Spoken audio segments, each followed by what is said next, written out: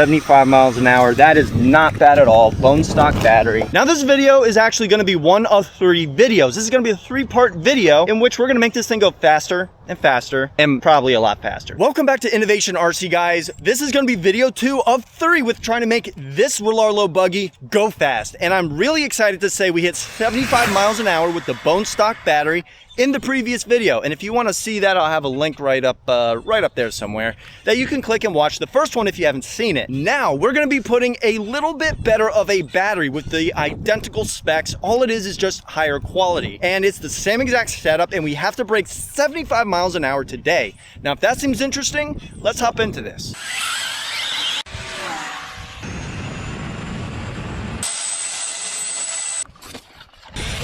Whoa. Now this here is the brand new Rlaarlo SBK 10th scale e-buggy. Now I'm still running the bone stock remote too, so I'm actually kind of liking it. All I do is mount my my action cam just on top of that, and voila, it's actually performing very well. And I really haven't had the need to run a range booster yet, so we're gonna stick with the stock remote until we really brown out or something. We ran the bone stock battery and we hit 75 miles an hour.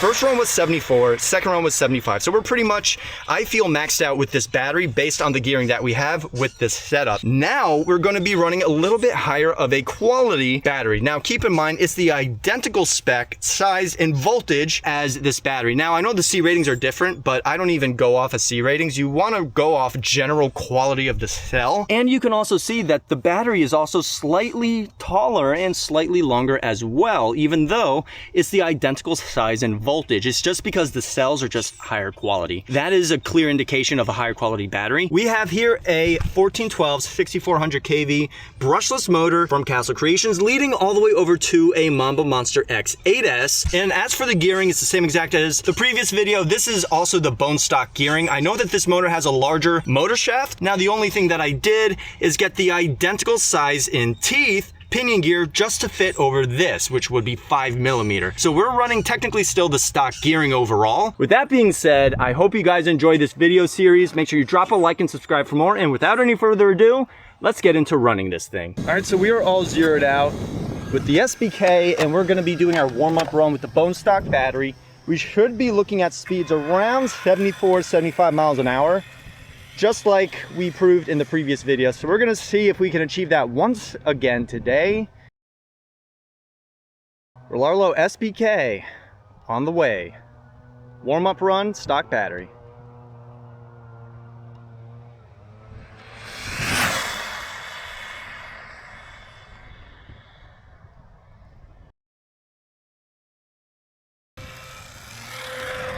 Let's see what that was. I love I could pick this thing up just up my hand.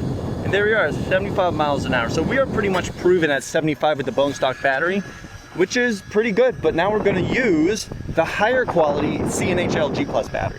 And here we go. Finally, we have the CNHL G Plus 2200 milliamp in there. And we're gonna see the difference before we hit 75 miles an hour. Let's see what it does now with the G Plus in there. Now there's 75 miles an hour. I'm clearing it out.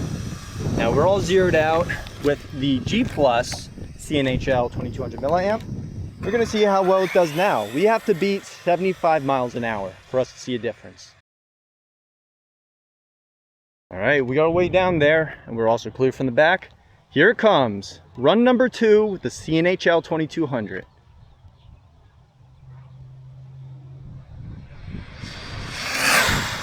That feels like a PB right there. Oh yeah, there's definitely a lot more giddy up into it.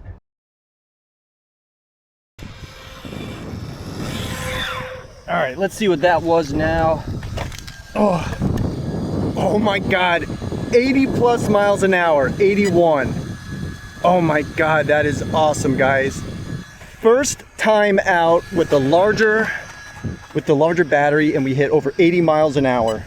That is awesome. So there is like a 5-6 mile an hour speed difference between both of these 2200 milliamps, but that right there is 6 mile an hour difference. I did not touch the pinion gear, I didn't touch ESC settings or anything. 80 miles an hour. Oh, that is just awesome. And it handled really well, really well.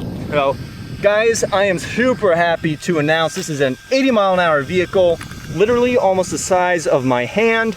Now we are going to go up in milliamp and also voltage. And we're gonna see if we could get the number that I really want to achieve. But I know if I say it, we might not achieve it.